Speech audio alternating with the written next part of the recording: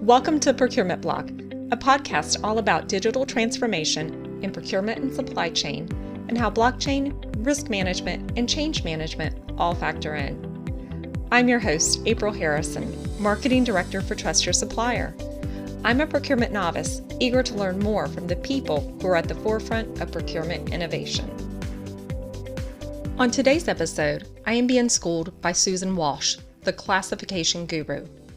Susan also goes by many other names, such as Fixer of Dirty Data, Creator of Code, MD, Mistress of Data, expert in spend data classification, supplier normalization, and taxonomy customization, TEDx speaker, and author of Between the Spreadsheets, coming out in September. Susan and I discuss common issues with supplier data and how lip syncing ties into her philosophy of, if you're not having fun, you're not doing it right. Susan, welcome to the podcast. Can you tell us a bit more about yourself? Yeah, thanks for having me. So I am the self-appointed classification guru.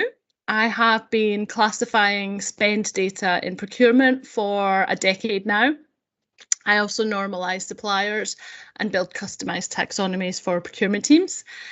And in addition to that, I have now started helping with supplier cleansing for S2P, P2P implementations, and a little bit of database cleansing as well. So basically any dirty data that needs fixed, I am your lady.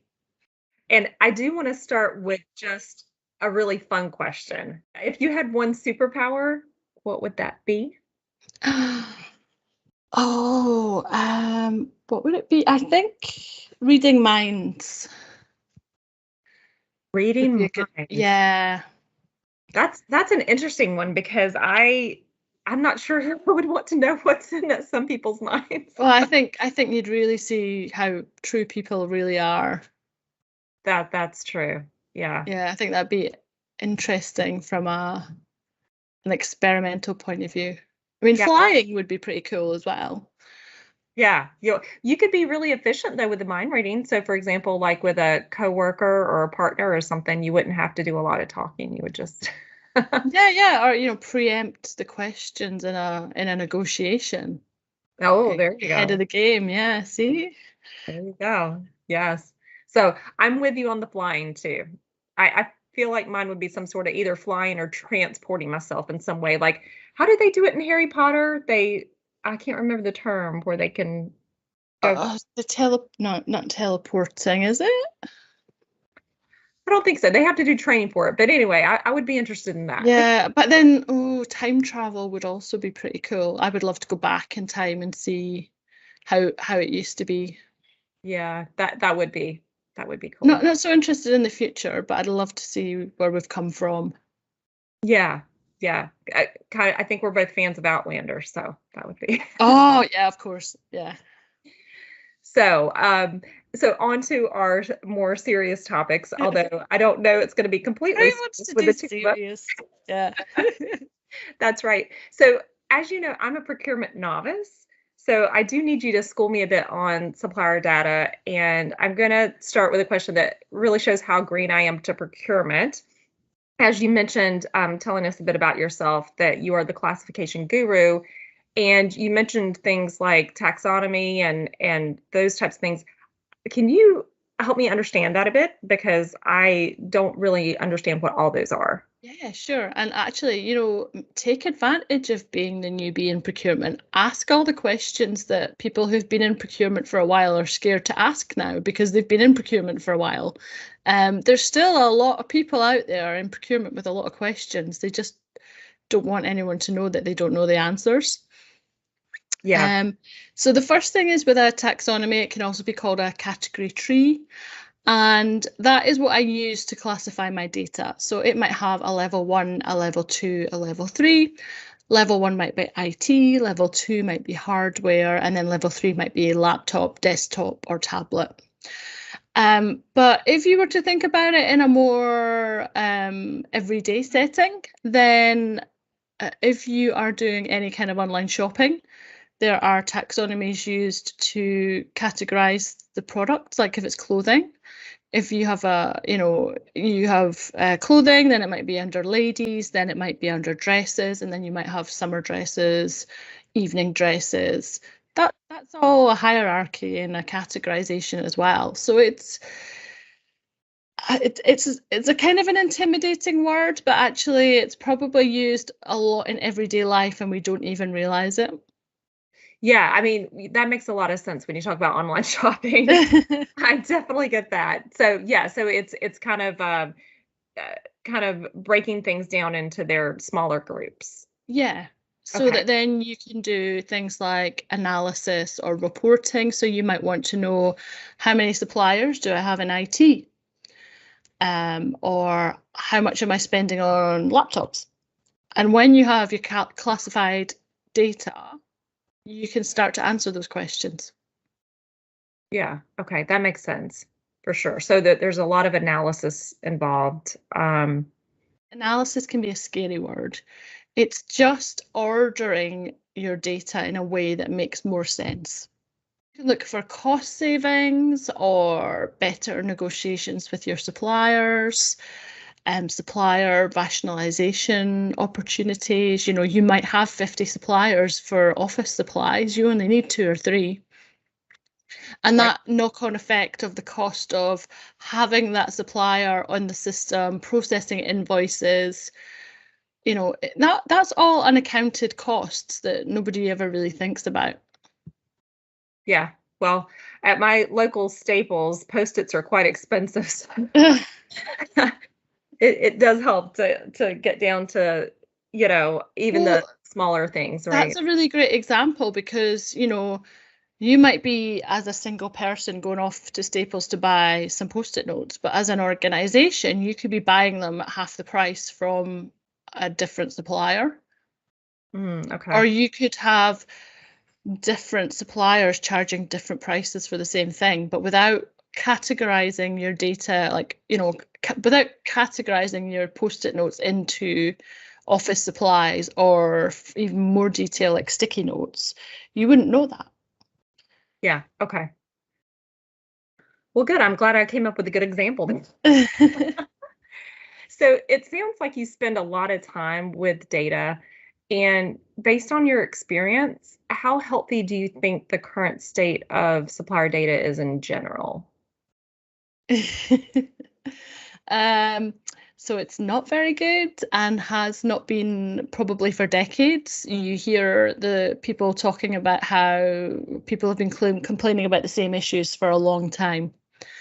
And I think the biggest mistake that people are making is they might pay to cleanse their data, get it fixed, but then they don't maintain it. And so within 12 months, it's back to the state it was before you fixed it. Or there are quite a few companies out there who are aware that they have a data problem, but they're not willing to invest in it or spend any money to fix it. They're happy to just have wrong information. And what they don't really realize is that they could be making the wrong decisions based on that information. Right. And the information, because the information may now be stale or Well, and it's incorrect. yeah. Mhm. So, it could be, oh, we think we're going to do 50K this year with this supplier, but actually that's because the data said that, but there was some missing data that hadn't been classified, and actually it's closer to 100K. Well, that can make a huge difference in the price you pay for a service or a product. So it's really important to have that visibility. Right. Right. Are most of this information, is it kept in like spreadsheets? Like how are they working with the Oh, information? it's all over the place, and it's quite often in more than one system as well. A lot of global companies will tell you that they maybe have, I mean, I've heard up to 40 odd ERP, CRM systems in one company, different countries, different rules, different procedures, different standards. To get that all together and get a true picture of what's going on, a lot of businesses still don't have that. Right. Especially I would assume smaller businesses as well. Yeah, I think it's probably not such a big problem for smaller businesses because they are closer to their data. and their clients and know what's going on. I would know, for example, how much I'm spending with supplier ABC. But in a large organization, like with global presence, you could be paying hugely different prices for a laptop in different countries.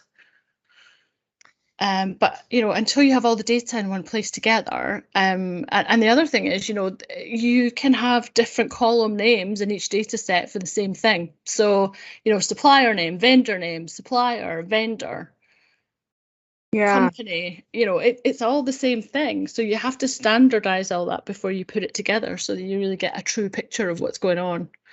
It's like a jigsaw, really. Until you put everything together, you're only ever seeing a part of the puzzle. You're not seeing the whole picture. Yeah, that makes a lot of sense. And I've noticed that in other areas too, where it's if you have terminology matters, right? So if you're calling two different things, I imagine also businesses can go by different names as well, right? So, for example, IBM probably has several different names depending on what country you're in. Well, yeah, but not just that. I mean, I have still seen it. So you get your IBM, your IBM Inc., IBM Limited, I.B.M, but then I've seen international business machines. I mean, I'm pretty sure that's not been used for at least 20 years under that guise.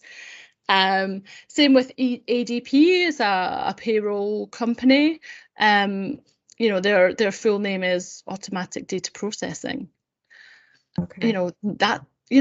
That people still have that in their system, because if you've been working with the same supplier for a number of years, they might have gone through a rebrand or a name change, but you still have the original name on your system. Yeah. And then that means it's open to multiple versions of the same thing. So because someone has put international business machines, someone searches for IBM and can't find it, so they set up a new record. Then somebody else searches for IBM Limited, they can't find that, so they set up a new record. And it goes on and on and on. Yeah, I have that same issue when I'm searching through my Word documents. If I don't put in exactly what I named it, it's not going to pull up what I need. So yeah. Susan, are there any other like common issues that you've seen in terms of supplier data? There's a real issue with ownership of it. Who's responsible for it? I think a lot of people who work with it are not necessarily data people, and so there's a bit of intimidation involved because they feel like it's too big and too scary. In terms of the point of entry of the data, that's always a big issue. People putting in the wrong information. I mean, most of the time, data problems are people problems. It stems from somebody's put the wrong zero in or the wrong space or missed something out, and then that causes a lot of problems. Gotcha. And I'm assuming they may have to, because it seems sort of tedious, that would kind of lend itself to a lot of these kind of errors. Yeah, and nobody really wants to deal with it, fix it, look after it. And so that's why I'm here, really, because I love it. That is awesome. And you make it seem so fun too. It really can be. I mean, there's some really awful data sets out there, but there's a lot that are fun as well and enjoyable. Yeah, well, I noticed on LinkedIn that your header looks a little bit like my closet, like dirty clothes included. So it says that you're the creator of Coat. Can you tell me what Coat is? Yes. So like I was saying, a lot of people that work with data are not necessarily data people, and they find it intimidating and they don't want to get involved. So I created Coat to be able for something organizations can use with everybody in the company that could understand it and it makes sense to them. So C is for consistency. So that's making sure that you're all talking in the same language, the same units of measure, same currency. Quite often liters is spelt differently in Europe versus the US. So, decide on which version you'd like to go with. Dates is a problem, especially now that we're all global. If you're not aware of which date format your spreadsheet is for. So is it the US? Is it the UK? Because it could be two very different months, and then things might not add up. Then you've got O for organization. So that is basically, and this is what you've seen on my LinkedIn banner. It's think of a messy closet, and you have thrown your favorite top in there, and when you go back to get it, it's in there somewhere, but you have to rummage around, and it might be creased and a bit unkempt. If you had organized that closet into trousers, dresses, tops, etc., and even by color if you want to go that extra level, then you would be able to just go in, pick up that top. It would be nice and crease free and ready to wear, and you could just, off you go, and you've saved time, you've saved effort, and you've just given yourself an easier life. So that is the same with data. Organize it by country, by region, by department, by business unit. There's loads of different ways that you can start to slice and dice it. Then, of course, you have to have accurate data. So that is not necessarily always that it's correct, but it could be fit for purpose, and that will depend on what your business is and what it's doing. And then once you have those three things, you finally have trustworthy data. And that means that you can start to make better business decisions. You're more confident in your data, and you're doing the right thing for yourself and your team. That makes so much sense. And I'm also now feeling the urge to go clean my closet. So I can do more online shopping. Yeah, well, the other thing is as well, I found it really hard to explain to people what I actually do. So by showing them messy clothes and tidy clothes as an analogy, people are like, okay, I get that.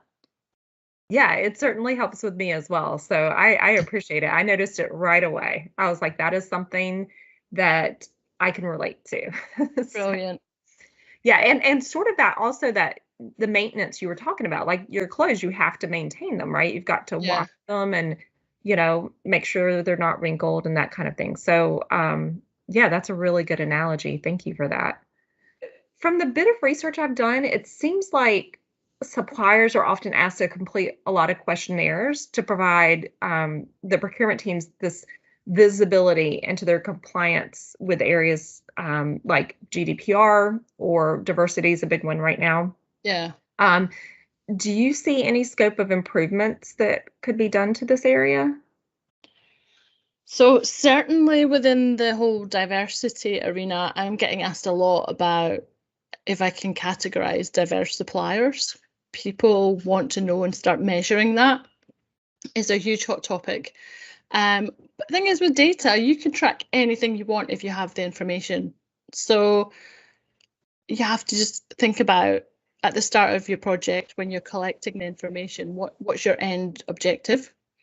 And make sure that you're collecting the data you need for that. So if you're setting up a supplier, are they marking themselves as diverse, as sustainable, as whatever? And then you can start to track that. It's in the US, it's quite easy or easier to track these diverse companies, but it's pretty hard in the UK. Yeah, I have heard that there's new laws coming into effect, I believe in August in the UK, I think. Oh, I've heard, but people are talking about it a lot, so that would make sense. Yeah, I'll have to have you back on to discuss that later. So do you think it would be of value to engage vendors who can help certify this data, so that you have trustworthiness in these areas such as diversity or sustainability? I think as a smaller business, it's my responsibility to get myself out there and register in the right places. But I think, they need to make it easier for me to register somewhere centrally rather than loads of different organizations. There are a lot of companies out there who want that information. They just don't know where to find it. I want to do what I call extra credit time. So this is the same question I'm asking at the end of each episode. And do you have any advice or hacks, tips that you would like to share with our audience who may be like me, a new kid on the procurement block? Yeah, so ask lots of questions. Don't be afraid to ask all the questions. Learn as much as you can. Take it in small chunks. Don't try to learn everything at once. And if you are working with data, then the best tip I can give you, apart from making sure your data has its coat on, is to maintain it. So once you get it into a nice state and it's usable, keep it that way.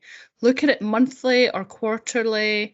Make sure that, you know, nobody has accidentally deleted something or cut and paste over something, or, you know, someone just has a different idea about what something should be. You know, by regularly doing that, you get the benefit of getting to know your data better, which means things that are a regular spend or that jump out will come to you much quicker if you look at your data on a regular basis. So you're really helping make your workload easier by kind of doing it like smaller and more often. So that would be my tip.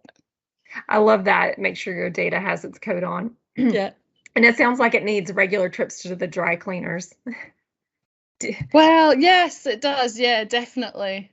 I also call myself Susan the Tailor because you know, data is unique to each organization. It's not an off-the-shelf kind of off-the-rack piece of clothing that you can buy. It needs to be tailored to your organization's needs. So that's where I come in and make sure that you get the perfect fit when you get your data cleaned. That is fabulous. I love your analogies. Oh, I've got so many of them. Well, before we wrap, I must also mention that I find your lip sync Sunday videos very I went and watched one, and then it was like, okay, one more, and then one more, and one more. So, and spoiler alert here, I laughed really hard when you pulled the cork out on Big Spender. I was expecting that. Yeah, I had so much fun doing that one. Yeah. And I can't believe that I hadn't thought about it before. But it just, I think I'd seen it on a TV program or something, and I was like, yes, I have to do this song. Yeah. So if anyone has any suggestions, I'm open to requests. Well, my request is, because I'm a new kid on the procurement block, that you do something from New Kids on the Block. Okay, so I'll have a look and see what I can find. And real quickly, for our audience that might not be familiar with your YouTube channel, can you tell us kind of how your lip sync videos came about?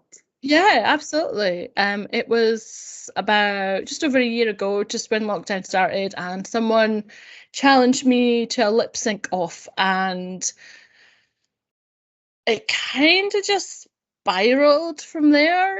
I did one, and then I thought, oh, you know what, people are bored, let's do another one. And then it was like maybe once every month I was doing it, and then suddenly it became Lip Sync Sunday, and now I'm posting like every Sunday a lip sync. And people really look forward to them. So I feel like I have a huge responsibility to make sure that the song is right and the entertainment level is funny enough. Right. Well, I am now looking forward to Sunday. So can't wait to see what's next. Yeah, Susan, this has been such a surprisingly fun conversation about supplier data. Yeah, see, I'm going to convert you yet. You are. What projects do you have on the horizon, and how can our audience find you to follow and connect with you? So first of all, you can find me on LinkedIn, Susan Walsh, the classification guru. You'll find me pretty quickly. You'll recognise me by the banner with the messy clothes and the quote reference to quote. I'm also on Twitter, YouTube, Instagram. If you Google it, you will find me. And then project-wise, I have like this impending tsunami of work that looks like it's coming over the horizon, which is, you know, obviously really great, but also slightly worrying because, you know, it's never timed perfectly. You know, it's like a bus, you know, you wait for one for ages and then two come along. So I am working with things like classification projects. I'm doing potentially more supplier cleansing for P2P implementations. I'm also doing quite a few database cleanses. So there's plenty keeping my team and I out of trouble. And you also, am I correct that you have a book coming out? Oh, how can I forget about that? Yeah. So that is coming out mid-September. That's called Between the Spreadsheets, Classifying and Fixing Dirty Data.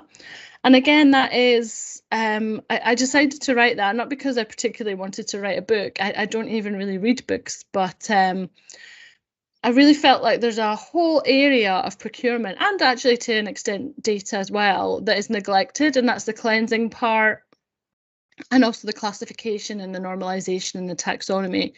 There's very little training out there where people can go and learn how to do it. Everyone's just kind of making it up as they go along, or expected to know how to do it. So I've written this book, and it's kind of going to set some standards on how to do things, and hopefully, you know, if whether you are completely new to procurement or data, or you are already working in it, or whether you're a decision maker, there's something in this book for you. That's fantastic. And I already want to read it just because of the title.